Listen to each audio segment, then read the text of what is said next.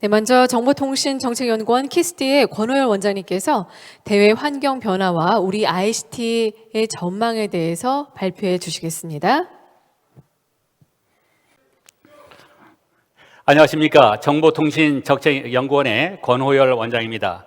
오늘 저는 2021년에서 2025년까지 5년간의 ICT 중장기 시장 전망 및 대응 전략이라는 주제로 말씀을 드리고자 합니다. 제가 말씀드릴 내용은 목차에서 보시는 것처럼 거시 경제 전망으로 시작을 해서 우리나라 ICT 산업 구조, 그리고 국내 ICT 현황 및 전망, 주요 품목별 산업 전망, 끝으로 향후 전망과 주요 이슈, 이런 순서로 말씀을 드리려고 합니다. 먼저 거시 경제 전망입니다. 세계적으로 볼 때 IMF와 OECD 등 주요 기관들이 전망을 할 때 2010년 올해 세계 경제 성장률은 각각 마이너스 4.8%에서 마이너스 4.5% 수준으로 모두 감소하는 것으로 전망이 되고 있습니다. 이것은 코로나19 이후에 선진국들이 모두 봉쇄 조치를, 록다운 조치를 취했고 그것이 이제 완화되어가는 그런 단계에 있으며 그 중국이 회복 속도가 기대 이상으로 대단히 빠르게 나타나면서 6월 달에 이미 한번 예측했던 그 전망치가 계속 수정되고 있습니다. 그러면서 보시는 것처럼 2021년 코로나19 이전 수준으로 회복돼서 중장기적으로는 3.5%의 성장률을 전망하고 있습니다만 향후 2차 그리고 3차, 4차의 그런 팬데믹이 어떻게 올 것인가, 거기에 대응해서 백신은 어떻게 개발될 것인가에 따라서 상당한 예측치가 변화될 수 있는 그런 여지가 있습니다. IMF의 세계 GDP 성장률은 지금 그 팬데믹이 일어난 2020년을 그 하나의 계기로 봐서 크게 저하했다가 2021년, 2022년에 회복되는 것으로 볼 수 있고, 그리고 세계 경제 전망치의 그 값들은 지난 6월에서 10월 달에 그런 예측치에 있어서 보면은 각각 IMF인 경우에는 전 세계적으로 0.8%를 높게 잡았습니다. 그리고 미국이나 어떤 중국 같은 경우도 각각 3.7% 또는 양의 값으로 되는 그런 값들로 다 올려 잡았고요. OECD도 그 같이 잡았습니다. 다만 주목될 것은 2021년이 되면 그 부분에 있어서 아직도 그 전반적으로는 감소하는 추세가 일부 있다는 것도 말씀을 드립니다. 이러한 전망을 보면 지금 세계 교역량들이 최근에 그 코로나19 사태 이후로 크게 감소를 했고 그런 그 교역량의 감소에 따라서 앞으로 상당한 부분 경제가 영향을 받을 것으로 나타나고 있습니다. 특히 그림에서 보시는 것처럼 2020년에 보면 거기에 적어도 10% 내외의 감소가 있는 것으로 알 수 있습니다. 한국은 어떻게 될까요? 한국의 경제 전망치는 한국은행과 여러 기관에서 하고 있습니다. 그 한국은 다행히도 이런 세계의 추세와 다르게 아주 선방을 하고 있다, 이렇게 보여집니다. 한국의 경제 성장률은 1.9% 정도의 감소 내지는 1%의 감소 수준으로 그치는 것으로 여러 기관들이 나타내고 있고, 경제 분야에서 가장 관심 있는 지표 중에 하나인 실업률도 지금 4% 내외로 안정화될 것이다 라고 보여지고 있습니다. 그러나 이러한 실업률조차도 더 개선돼야 되겠지요. 우리나라 ICT 산업 구조를 잠깐 살펴보도록 하겠습니다. 우리가 산업 구조를 보면 2020년 2분기에 ICT 산업은 대략 49조 원의 그런 생산을 나타냈고요. 이것은 전체 국가적인 GDP의 10%, 10.8%에 해당합니다. 그리고 이와 함께 ICT 수출은 2010년 2분기에 GDP 대비해서 약 12%로 그 비율을 차지하고 있고요. 그 비율 내에도 보면 ICT 산업의 총 생산을 보면 그 상당한 부분이 수출로 이루어져 있는 걸 알 수 있습니다. 그림의 왼쪽에 나타낸 것은 순수출, 그러니까 전체 수출액에서 전체 수입액을 뺀 그런 순수한 수출분으로 볼 수 있고, 그것들을 GDP 대비해서 ICT 산업의 비중을 보면 대략 10% 내외로 돼 있는데, 여기서 순수출이 아니고 수출만 보면은 10%를 넘어가고 있는 것도 알 수 있습니다. 이렇게 중요한 ICT 산업인데, 이 ICT 산업에 대해서 수출 대상군은 어떨까요? 우리에게 ICT 수출 비중을 가장 많이 차지하고 있는 시장은 중국이라고 볼 수 있습니다. 왼쪽 그림에 주황색으로 표현된 그런 부분이 되겠는데요. 그 부분이 전체의 50% 정도를 차지합니다. 우리나라 ICT 수출의 절반 가까이가 중국으로 가고 있다는 뜻이지요. 그리고 ICT 수출 품목을 살펴보면 가장 많은 부분이 이 반도체, 메모리와 그리고 디스플레이로 돼 있어서 이 부분이 전체의 한 70% 정도를 차지하고 있는 것도 알 수 있습니다. 이러한 ICT 산업 구조를 가지고 수출의 구조를 가지고 있는 한국에서 ICT 산업의 현황과 전망을 잠깐 살펴보도록 하겠습니다. 세계 경제 전망에서 IT 부문을 보면 거기에 가트너가 집계한 자료를 보면 가트너의 예측 자료입니다. 거기에 보면 2020년에 크게 떨어졌다가 2021, 22, 23, 24로 증가하는 것을 알 수 있습니다. 특히 2021년에는 2020년에 마이너스 5.4%의 전년 대비 성장률을 보인 것에 비해서 4%라면 순수한 비중으로 봐서 10%에 가까운 그런 전년 대비 성장률을 가지고 있는 것을 알 수가 있겠고요. 또 이 부분들은 지금 그 우리나라의 수출에 대한 비중이 매우 크다는 점에서 큰 우리가 고려 사항이 된다고 볼 수 있습니다. ICT 산업의 생산을 보면 이렇습니다. 2019년에서 2025년까지 보면 그 생산 비중이 2019년에는 크게 감소했다가 2020년부터 증가하기 시작하고 2021년에는 그 잠재되어 있던 그런 수요까지도 모두 나타나게 됨으로써 오히려 상당한 약진을 보일 수 있다 이렇게 보고요. 전반적으로 보면 큰 흐름으로 봐서는 대략 2 내지 3% 정도의 꾸준한 성장을 보이고 있다 이렇게 볼 수 있겠습니다. 국내 ICT 산업의 수출 전망이 되겠습니다. ICT 산업의 전망은 지금 2019년에서부터 역시 2025년까지를 살펴본 2019년은 마이너스 19.7%로 크게 감소한 상태가 됩니다.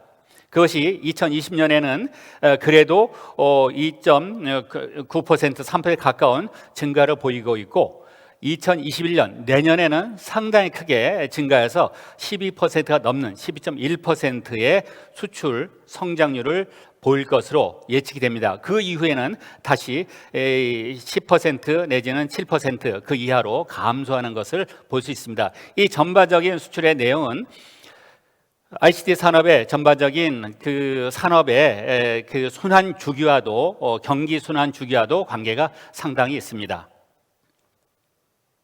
그러면 앞에서 본 것처럼 당장 내년에 2021년도에 12.1%의 수출 증가가 있다면 그것들이 각각의 그 품목별 우리나라 산업의 전망은 어떻게 될까요? 그 증가를 보면은 답이 나올 수 있습니다. 주요 품목별 ICT 산업 전망이 되겠습니다. 먼저 반도체입니다.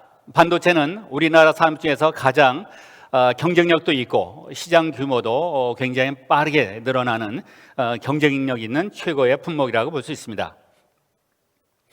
2016년 이후에는 반도체 시장 규모가 계속 확대되고 있었는데 2019년에는 수요 둔화가 이루어지고 단가 하락이 일어남으로써 시장 규모가 감소했습니다. 다시 말해서 경기 순환의 그 침체 사이클에 들어간 것이죠. 그런데 2020년에 다시 성장세로 전환될 전망이 굉장히 우세하고요. 이것은 시장 규모가 지속적으로 증가를 한다는 것을 의미합니다. 그래서 내용을 살펴보면 글로벌 반도체 시장 현황과 전망에서 2019년에는 반도체 시장이 전반적으로부터 마이너스 32%의 증가율, 즉 30% 정도 크게 감소를 하게 됩니다.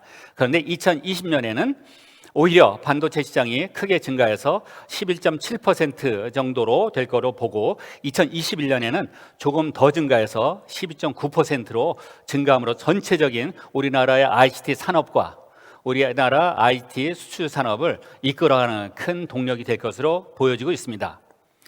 이 부분에서 보면 2019년은 전반적인 반도체의 그 경기 순환의 사이클에 있어서 침체 사이클에 들어와 있다는 점에서 상당히 감소하게 되지만 그것이 2020년에 되면은 코로나19로 인한 각 지역의 록다운, 봉쇄 조치가 이루어지고 그 모든 것들이 원격으로 비대면 경제로 전환하게 되면서 보다 많은 IT 서비스, IT 시스템들의 수요가 커지게 되고 그 영향으로 상당히 많은 IT 소자, 특별히 메모리 반도체의 수요가 급증한 그런 원인으로 볼 수 있습니다.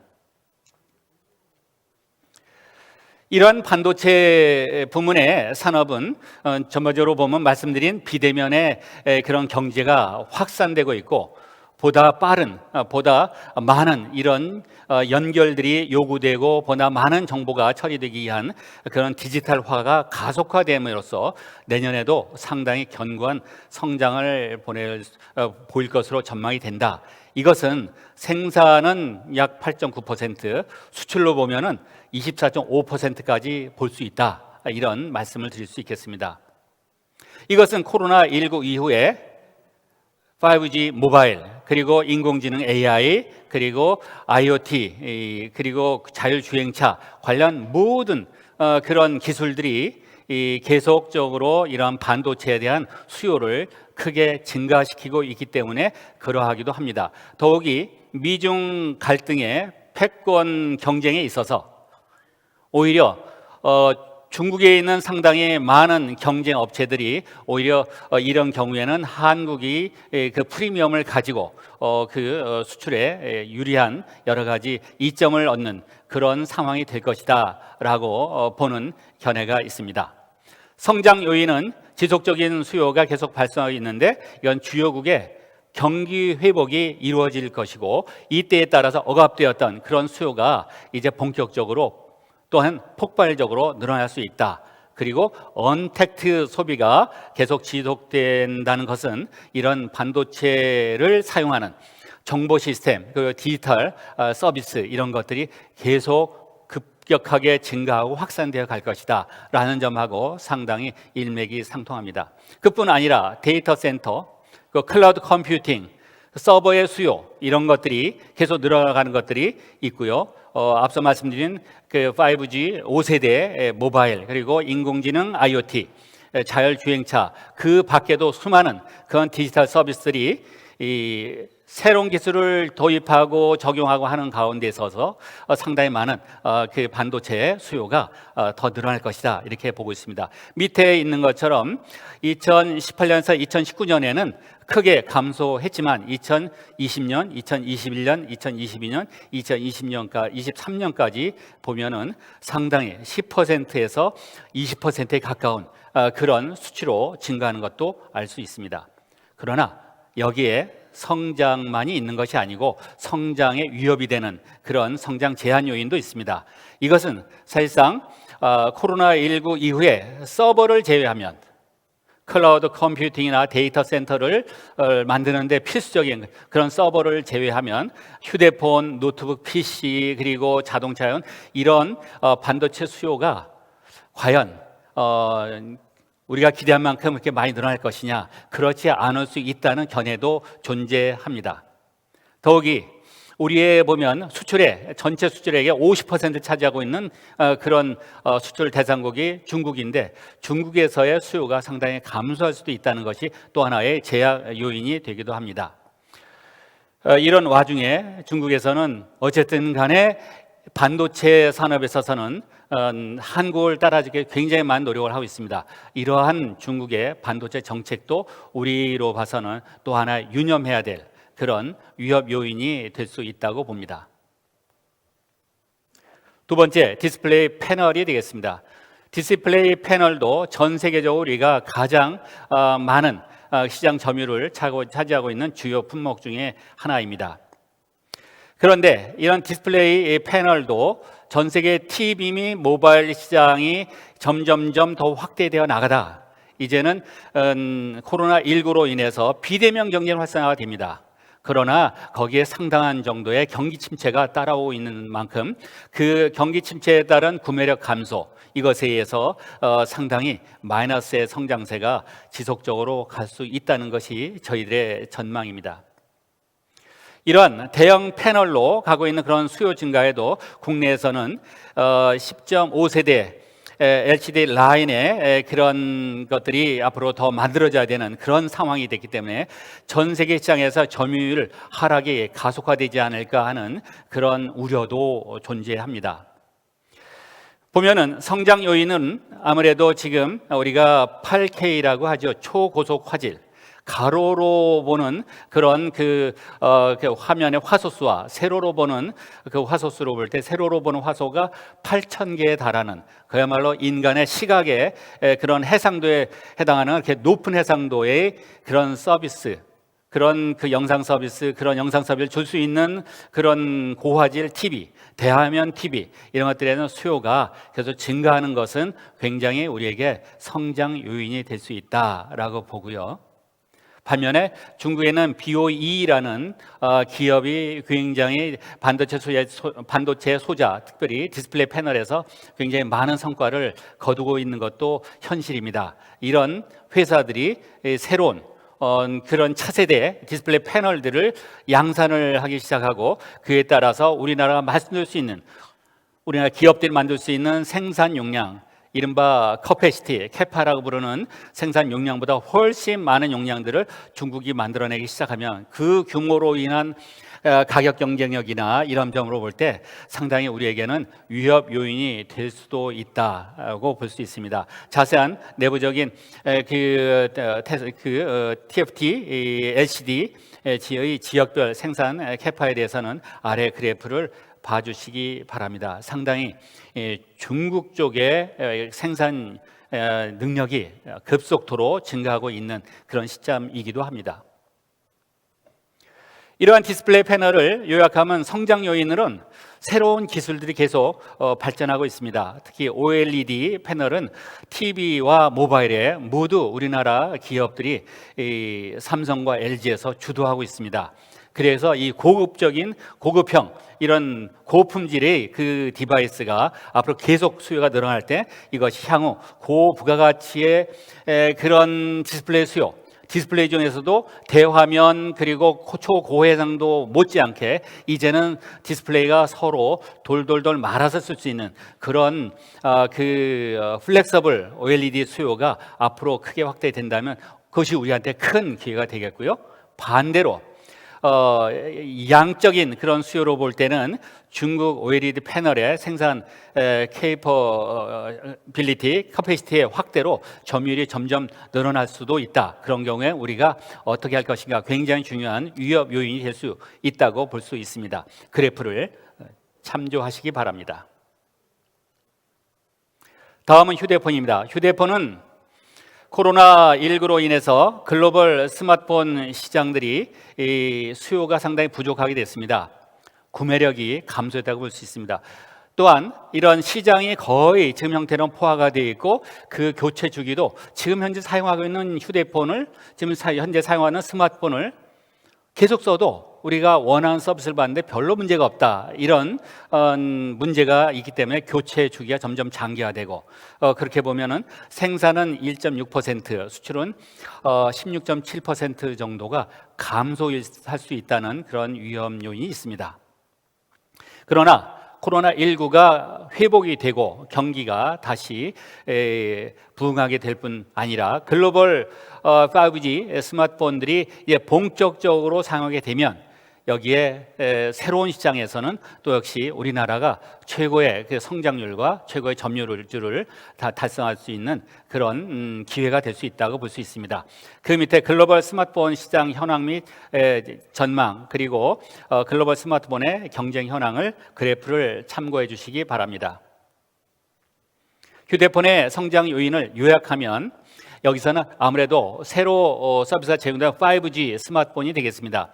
5G 스마트폰이 앞으로 본격적으로 상용화되고 서비스가 많아지고 5G가 아니면 사용할 수 없는 그런 새로운 서비스들이 많이 나오게 될 때 여기서 우리에게 큰 그런 기회가 될 걸로 보여지고요. 그림의 왼쪽 아래에서 보시는 것처럼 그 도표에서 보면은 그 5G 스마트폰의 성장률은 이제 향후 몇 년 동안 그야말로 20%에서 50%까지 증가할 것으로 보여집니다. 한편 이러한 5G 스마트폰의 그 여러 기회에 못지않게 스마트폰의 산업의 성장 제한 요인은 이것이 아무래도 전체적인 휴대폰 시장 자체가 구매력 부족으로 감소하는 그런 문제가 돼 있어서 그것이 상당히 우리가 유의해서 봐야 되겠고 좋은 대책이 필요하다 이렇게 볼 수 있겠습니다. 다음은 컴퓨터 및 주변 기기가 되고요.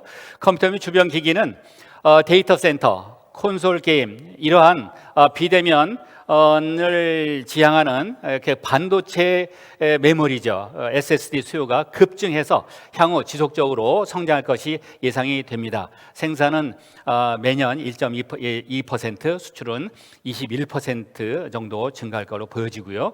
컴퓨터 시장이 정체되는 가운데 코로나19로 인한 구매력 하락, 이게 제일 중요한 위험 요인이 되겠습니다.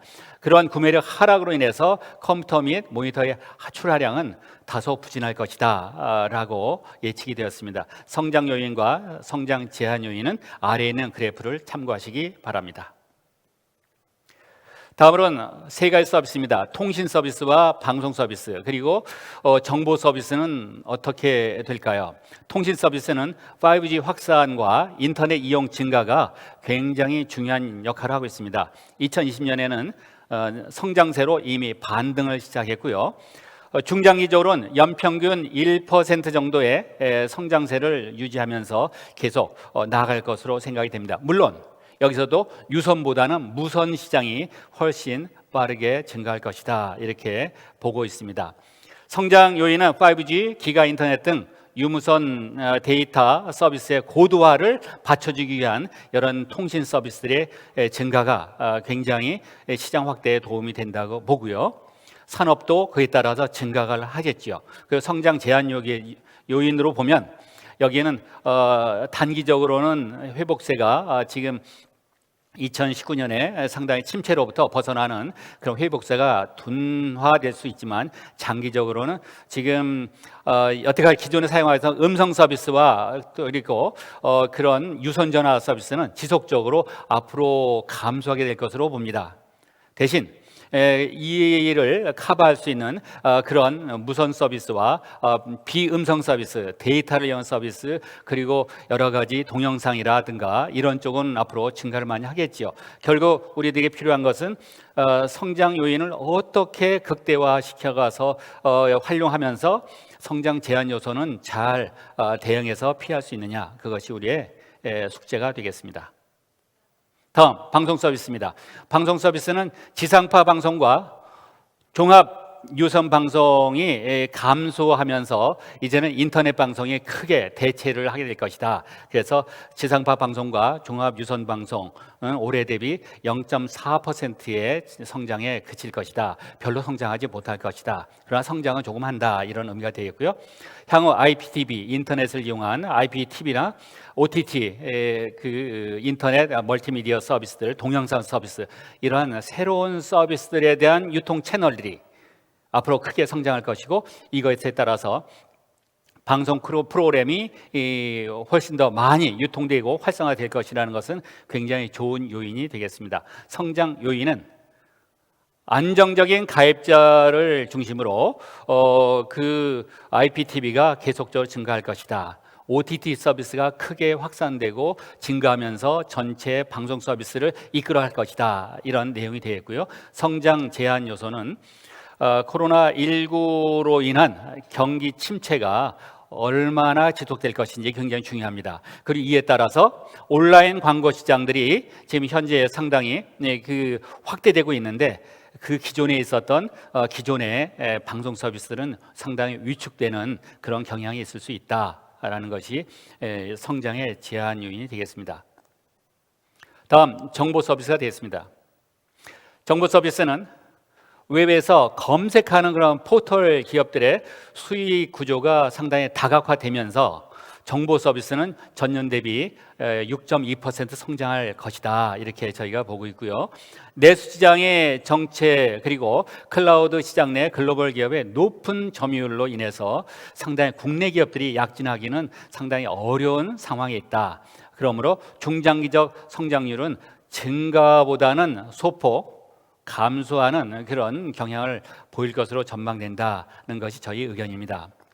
성장 요인은 성과형 광고가 일방적으로 보낸 것으로 우리가 대가를 받는 것이 아니고 광고를 보내고 광고의 성과가 얼마나 있는가를 평가해서 광고비를 받는 그런 새로운 모델인 성과형 광고와 온라인 라이브 커머스 등의 그런 새로운 서비스들이 계속 국내 그 웹 검색 포털들의 기업들이 수익 구조를 다변화시키고 확장시켜 갈 것이다. 는 것이 굉장히 중요한 성장 요인이 되겠고요.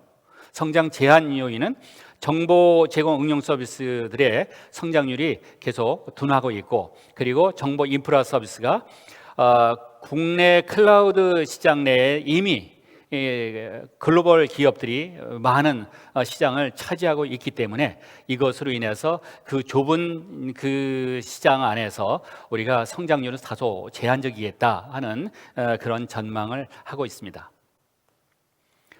끝으로 소프트웨어가 되겠습니다. 그 소프트웨어는 클라우드 서비스 수요가 계속 확대가 되고, 그리고 매우 특별한 경우가 되겠습니다. 게임 수요가 상당히 증가해서 이것들을 고려할 때 전년 대비 7.5%로 크게 성장할 것으로 전망을 하고 있습니다.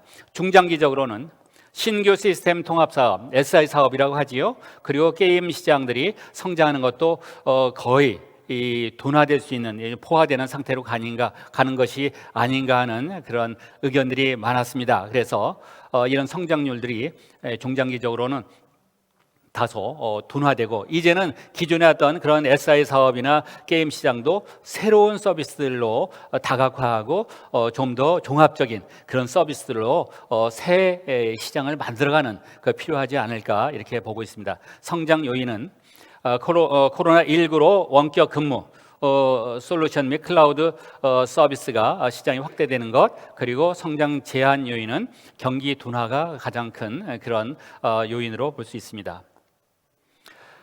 이러한 성장 요인을 요약을 다시 해서 보여드리면, 특히 우리나라의 그 VR, 그 가상현실이 되겠죠. VR을 중심으로 한 게임 시장은 계속적으로 성장할 수 있을 것이다, 이렇게 보고요.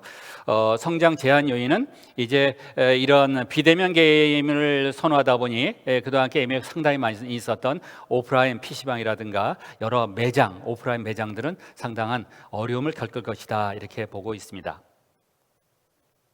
끝으로 향후 전망과 주요 이슈에 대해서 말씀을 드리도록 하겠습니다.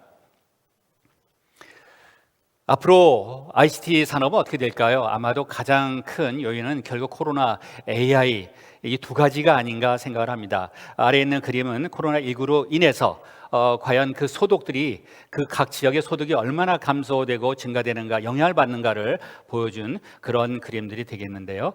여기서 코로나19로 인해서 AI에 특별히 관심이 많아지고 도입들이 그 전면적으로 확대됨으로써 기회와 우려가 공존하고 있다. 기회는 AI라는 것 자체가 새로운 비즈니스, 새로운 기업, 새로운 서비스, 그리고 새로운 산업의 기회를 만들 수 있다는 것. 또 우려로 보면 그것이 AI가 제대로 작동하기 위해서 꼭 필요한 그런 데이터들을 과연 어떻게 얻을 것이냐 하는 부분이, 그 데이터의 수집, 그리고 데이터의 오용과 남용, 이런 문제에 대해서 어떻게 대처할 것인가 하는 문제가 있습니다.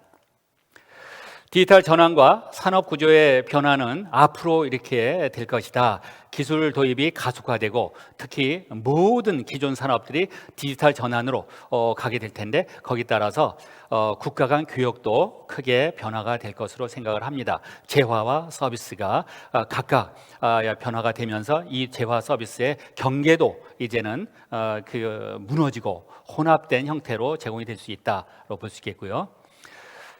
이런 것들이 이른바 글로벌 밸류 체인, 전 세계적인 글로벌 가치 사슬들이 재편되고 탈세계화되고 부분적으로는 지역화되는 이런 것들이 되면서 디지털 무역이 크게 확대될 것이다 라는 점이 굉장히 중요한 시사점들이 되겠습니다.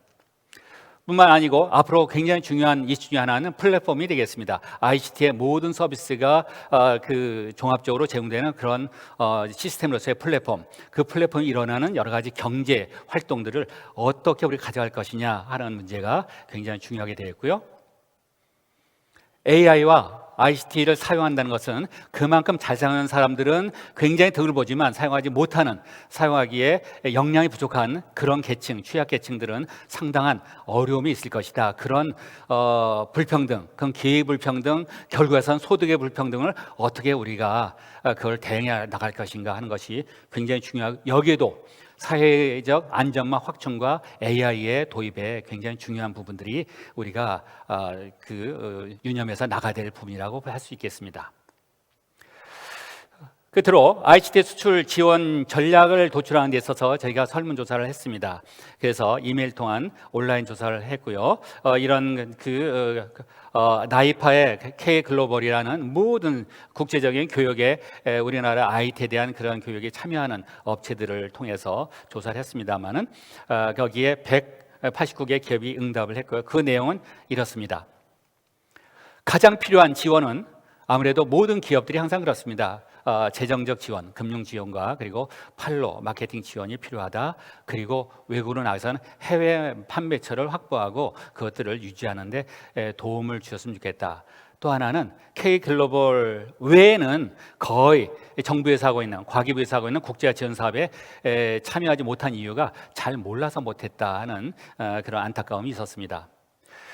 이상으로 전반적으로 말씀을 드린 2021년에서 2025년까지 내년부터 향후 5년간의 ICT 산업 전망의 말씀을 드렸습니다. 가장 큰 화두는 아무래도 인공지능 그리고 코로나, 이 두 개의 기회와 위협 요인을 우리가 어떻게 잘 적응해 나가고 대응해 나가고 그것을 오히려 기회로 삼아서 산업을 발전시켜 나가는가 하는데 달려 있다고 생각을 합니다. 경청해 주셔서 감사합니다.